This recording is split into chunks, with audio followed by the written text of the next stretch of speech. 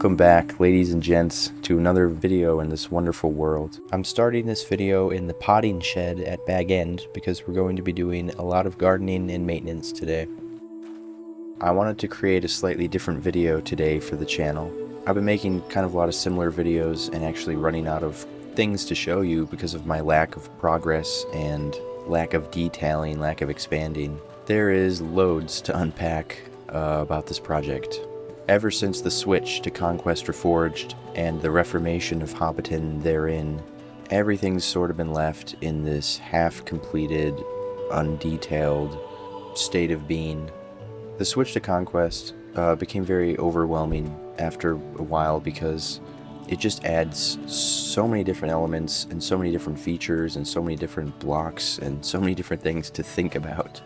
And so sort of in my process of rebuilding and redetailing things with Conquest, I kind of became a little bit lost in the sauce and just sort of started things and half finished them.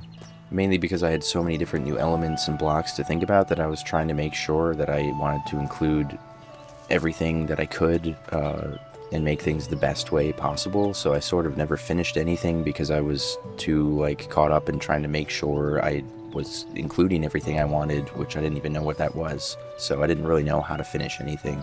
I'll show you some examples here just on the main Hobbiton road down from Bag End of things that are just incomplete. There's this field here, for instance, right off the hill lane that just isn't detailed or revised, and this other field back here with the bee pastures as well, and this old fence which I need to replace. Bagshot Row is largely unfinished. I mean, this is the Gamgees, which I actually mean to do very soon. I want to do all of Bagshot Row and make that into a video, but the gardens are not complete. The second garden I did do, which is pretty good.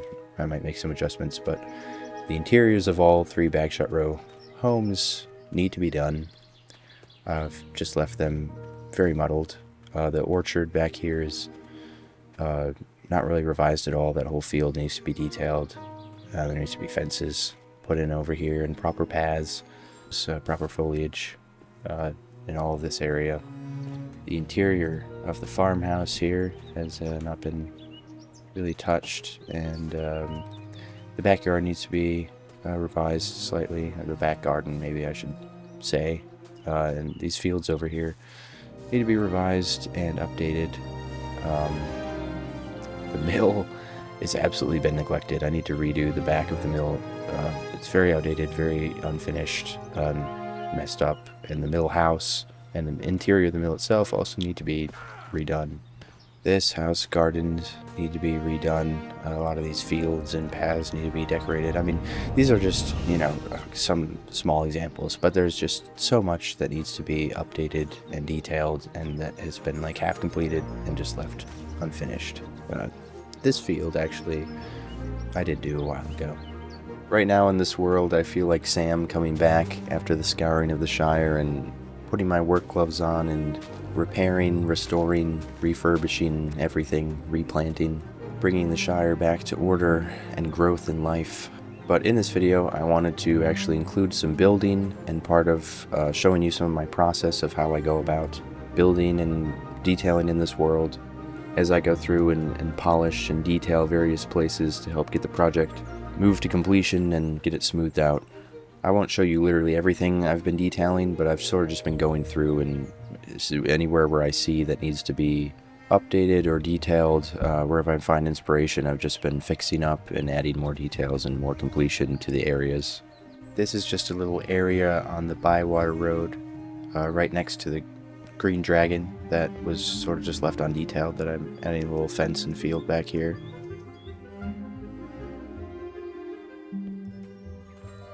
I'm finally sort of finding my groove in Conquest Reforged and approaching detailing in terms of fields and tree lines and hedges and gardens. I mean, it's definitely one of the most overwhelming hard parts that I've been trying to master because there's so many different foliage, plants and crops and trees and flowers, and I've been trying to figure out how to approach detailing all this outdoor empty area, and I'm finally just sort of just embracing whatever inspiration ideas come to my mind and just trying to do them and really utilize as many blocks as I can think of or am inspired to use. A lot of what needs to be done is like the big meadow areas and the big crop fields and roads and forests. So I've spent quite a bit of time detailing different fields and trying to add more crop fields and details along the river edge or just along pathways or any nooks and crannies that were left undetailed in various spots. It's not all entirely interesting. I just wanted to show you some of me just doing some of the raw building. So I'm going to mix in various clips of different spots I've been just randomly working on and touching up and provide you with some commentary along the way. For different meadows, I try to just choose out a palette of grasses and a few flowers sometimes and just mix them in randomly and fill in the gaps with bone meal. A large part of what this footage is has just been me running around the world and running into things that I decided just to detail or build or update or change. Improve, basically. I've tried to embrace more of my older spirit that I used to have in this world, which consisted of basically prioritizing just having fun and building things in whatever spontaneous way I want to without focusing too much on realism, especially in the case of plants and grasses and trees and water. I mean, I don't focus very heavily on making it realistic in the way that it's cultivated or laid out. It's Minecraft. I just try to make it look good to my own eyes, using whatever plants I feel inspired to use in a certain place. So unlike Artcraft, who are very excessively dedicated to trying to be as realistic as possible and using realistic elements and palettes and, planned combinations, and making the environment try to be as realistic and structured as possible, which is absolutely incredible and amazing, and I appreciate it, and I think it makes their world so consistent and polished and beautiful. But I don't really have the means of doing that. I mean, and they have a vast team who works on it as well and considers all these things. So my point is that I got sort of obsessed with that idea for a while, or got intimidated by it. But I've decided really when this project has thrived is when I've just tried to have fun and just build without overthinking it constantly. I decided to replace all these trees by the mill with my new trees. So here's a bit of an insight on how I typically add trees now, which of course I do in creative mode because I've got all these wonderful schematics and I can't be bothered to take the time to build each tree in Conquest Reforged. It's just way too laborious for me. So it's sort of a trial and error process of placing trees, seeing if they work how I want, and undoing them, getting new ones in, etc. And again, sometimes I do take the time to build trees by hand if I really want a certain unique tree or if it's a special tree in a special place. The black and white tiles in the front hall of Bay End have been a point of contention for me for sure.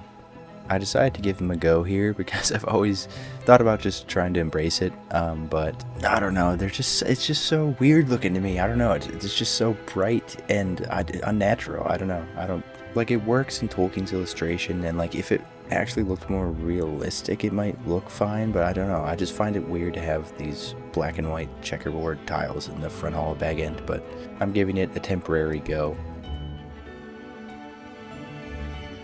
I had a lot of fun here building the front garden for this riverside hobbit hole in Hobbiton Village. This hobbit hole took me ages to really get right and figure out, but I made the interior previously and now I'm tackling the outside because I haven't done the front garden. So I had a lot of fun thinking this up, imagining it, and bringing this part to life because I feel like I'm really trying to lock in on the main Hobbiton area and get it detailed and finally structured and finished, at least polished up for the present, until I decide to make some other vast changes.